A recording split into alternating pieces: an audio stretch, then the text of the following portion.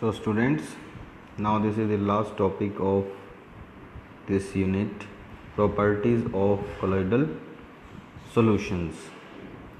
colloidal solutions की कुछ special properties हैं, जिसमें फर्स्ट है physical properties. Physical properties are like this. Number 1, colloids are heterogeneous. जो colloidal solutions हैं वो heterogeneous होते हैं. It is discussed earlier. Number 2, particles of phase are visible with ultra microscope. Means जो particles हैं, phase particles या colloidal particles, they are not visible by naked eyes, but they can be seen with ultra microscope.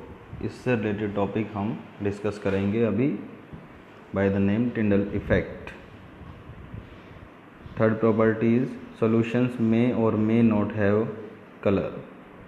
Colloidal solutions have one or more of the colors or colorless sometimes.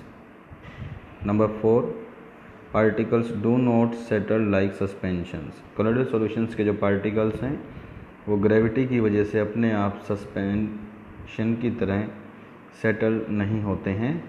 They forms a permanent solution. Number 5, phase particles pass through normal filter paper. जैसा कि purification में हमने देखा था कि जो phase particles हैं वो नॉर्मल फिल्टर पेपर से पास कर सकते हैं, but do not pass through ultra filter paper या एनिमल और वेजिटेबल मेम्ब्रेन. और इसी बेस पे हम उनको डायलाइज करते हैं, इलेक्ट्रोडायलाइज करते हैं या अल्ट्रा फिल्ट्रेशन प्रोसेस की जाती है. Then comes property number 6. It is not transparent but these are opaque. True solutions transparent होते हैं, but colloidal solutions जो हैं ये होते हैं opaque, जैसे milk. And seventh property is the size of phase particles is 10 से लेकर 10,000 एंगस्ट्रॉम के बीच में. इसके बाद आती हैं हमारी सेकंड प्रॉपर्टीज़. ये हैं कोलिगेटिव प्रॉपर्टीज़. तो कोलिगेटिव प्रॉपर्टीज़ को हमने स्टडी किया था ट्रू सॉल्यूशंस में, like relative lowering of vapour pressure, elevation in boiling point, depression in freezing point and osmotic pressure pi. तो all these properties are shown by colloidal solutions. But what is the difference? For the same mass, these are less than true solutions. Means अगर solid particles या solute का जो mass है वो true solutions में और colloidals में अगर same है तो colloidal particles का size और mass होता है ज़्यादा, और जो colligative property होती हैं they are inversely proportional to molecular mass. तो mass अगर ज़्यादा है तो colligative property की वैल्यू आएगी कम. So because colloidal particles have large size and high mass, so the number of particles उसमें less होंगे सेम मास के लिए, और प्रॉपर्टी की वैल्यू भी कम आएगी. पार्टिकल्स का नंबर अगर सेम है तो प्रॉपर्टी सेम आएगी, बट अगर मास सेम है तो कोलॉइडल में वैल्यू आएगी less. Then comes third property, very important, mostly asked in exams, mechanical property, and the name is Brownian moments या Brownian motions.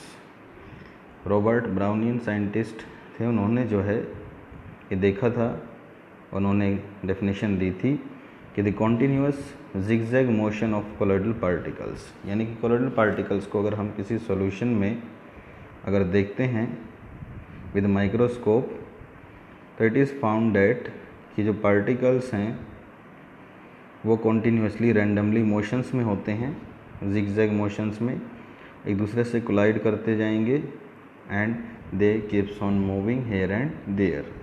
और इन मोशंस को कहा जाता है ब्राउनियन मोशंस या ब्राउनियन मोमेंट्स. और इसी वजह से जो सॉल्यूशंस है वो स्टेबल है और पार्टिकल्स जो हैं वो नीचे सेटल नहीं होते, बिसाइड कि इनका वेट ज़्यादा है और ये सेटल हो सकते हैं, but due to collisions with each other they do not settle down. Colloidal particles keeps on moving in random directions. What is the reason? This is also asked in exams. The particles of medium keep on colliding with particles of phase.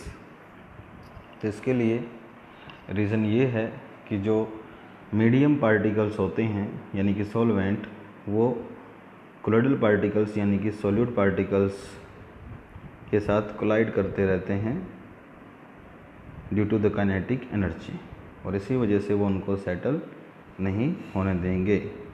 Importance क्या है? जैसा कि अभी बताया मैंने कि due to these movements colloids are stable. इन्हीं motions की वजह से कोलॉइड्स स्टेबल हैं and particles do not settle down beside their high molar mass. Molar mass ज़्यादा होते हुए भी कोलॉइडल पार्टिकल जो हैं वो सेटल नहीं होते हैं, वो प्रेसिपिटेट फॉर्म नहीं करते हैं due to these Brownian movements.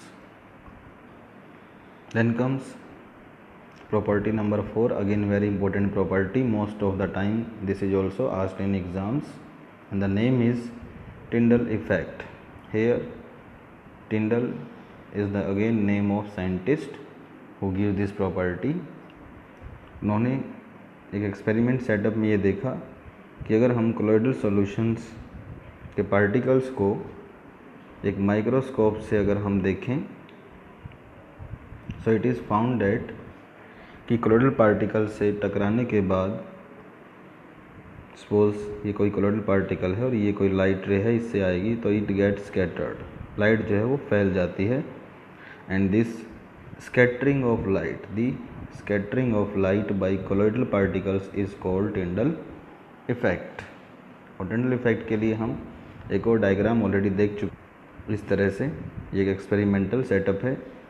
यहाँ पर लाइट का सोर्स है जिसमें से रेड कलर की लाइट आ रही है, और ये है हमारा एक स्टार्च सॉल्यूशन। और जब लाइट इसमें से पास करेगी तो स्कैटरिंग की वजह से लाइट फैल जाएगी और हमें उस लाइट का जो पाथ है, जो रास्ता है, वो विजिबल होगा और हमें वो दिखाई देगा, और इस चीज़ को बोलते हैं टिंडल इफेक्ट।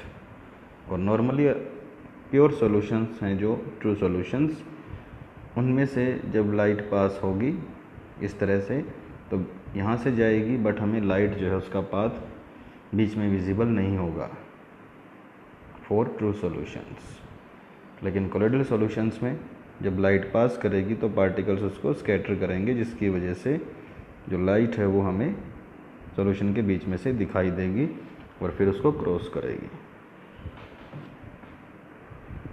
और इसी से रिलेटेड है हमारा टिंडल कोन। कोन यहाँ पर हम एक डॉट को बोलते हैं। जब कोलॉइडल सॉल्यूशंस में से जो लाइट है इट इज़ पास्ड, तो जो सॉल्यूशन है उसको हम माइक्रोस्कोप से ऑब्जर्व करें विद अल्ट्रा माइक्रोस्कोप, जिसकी पावर बहुत ज़्यादा है, at right angle to the path of light. Light का जो पाथ है उससे 90 के एंगल पर हम माइक्रोस्कोप लगाकर अगर देखते हैं, then each particle looks like a tiny star. Suppose कि हमने माइक्रोस्कोप के अंदर से ऐसे देखा तो जो पार्टिकल्स हैं वो हमें ऐसे छोटे छोटे स्टार्स की फॉर्म में दिखेंगे अलग अलग, और पता चलेगा कि दीज आर कोलॉइडल पार्टिकल्स, और वो दिखाएंगे Brownian motions, they will be in motion. तो ये हम माइक्रोस्कोप में ऊपर से अगर देखें इस माइक्रोस्कोप में तो हमें ऐसा दिखाई देगा, और पार्टिकल्स जो हैं वो कॉन्टीन्यूसली मोशन में होंगे। तो हर पार्टिकल जो एक स्टार की फॉर्म में ऐसे हमें दिखाई देगा due to scattering of light, तो उसे कहा जाता है टिंडल कोन या Tyndall star. So this is the Tyndall cone. And sometimes this question also comes in exams कि what are the conditions for Tyndall effect. Tyndall effect अगर observe होना है तो उसके लिए कुछ कंडीशंस हैं, और वो कंडीशंस ये हैं, the wavelength of light should not be very larger than particles. Means ये जो वेवलेंथ है जिसको हम लैम्बडा बोलते हैं, दिस लेंथ, द डिस्टेंस, तो wavelength lambda it should not be very large, अगर ये वेवलेंथ कम है तो तभी वो छोटे पार्टिकल से टकराएगी, और अगर वेवलेंथ ज़्यादा है यहाँ पर तो पार्टिकल्स को ऐसे क्रॉस कर जाएंगे वो। सो वेवलेंथ जो है it should be small, not very large, and there should be large difference in refractive index of phase and medium. और फेज और मीडियम का जो रिफ्रैक्टिव इंडेक्स है जो हम फिजिक्स में स्टडी करते हैं उसमें भी लार्ज डिफरेंस होना ज़रूरी है। बिसाइड हम जो है स्कैटरिंग और पार्टिकल्स को यानी टिंडल कॉन को ऑब्जर्व नहीं कर पाएंगे। तो these two conditions are very important for Tyndall effect, and there are some more properties which are related to Tyndall effect. Number 1, due to Tyndall effect colloid shows colours. इस effect की वजह से ही colloids colour दिखा पाते हैं। ये भी question पूछते हैं एग्जाम में, क्योंकि स्कैटर्ड लाइट जो है इट हैव स्पेशल कलर्स, इसके अपने कलर्स होते हैं। फॉर एग्जांपल स्काई का जो कलर है हमें ब्लू दिखाई देता है, जबकि लाइट जो है वो वाइट है, क्योंकि जो डस्ट पार्टिकल्स हैं एयर में वो लाइट को स्कैटर करते हैं और स्कैटरिंग के बाद उसका कलर हो जाता है blue. So sky looks blue in the day due to scattering of light by dust particles. Number 2, it helps to confirm heterogeneous nature of colloids. जब हमें कोलॉइडल पार्टिकल्स दिखाई देते हैं टिंडल इफेक्ट की वजह से और वो जो हैं हेट्रोजीनियसली हमें दिखाई देंगे, अनइक्वली डिस्ट्रीब्यूशन होगा उनका सॉल्यूशन में, तो हम पार्टिकल्स को देख सकते हैं कि their nature is heterogeneous, they are not having constant composition. Third is cinema halls में जब एक स्मॉल हॉल में से जो लाइट है अगर वो आती है तो light is visible due to scattering by dust particles of air. Means कहीं पर भी अगर हमें लाइट जो है सोर्स से लाइट दिखाई देती है ऐसे पाथ के रूप में, तो वहाँ पर डस्ट पार्टिकल्स या कोई भी पार्टिकल्स होते हैं जो उसको स्कैटर करते हैं। अदरवाइज़ लाइट जो है हमें डायरेक्टली अगर किसी बल्ब से आती है तो सोर्स से टकराने के बाद हमें वो सोर्स दिखाई देता है, बीच में हमें लाइट नहीं दिखती। But if there are some particles colloidal particles तो फिर हमें लाइट का जो पाथ है वो पूरा दिखाई देगा, like we can see in cinema halls और other places where there is darkness and having small hole for light. So in this way we have completed this property. तो नेक्स्ट हम स्टडी करेंगे electrical property के बारे में, which are the last properties and this is of many types. It will be in next lecture.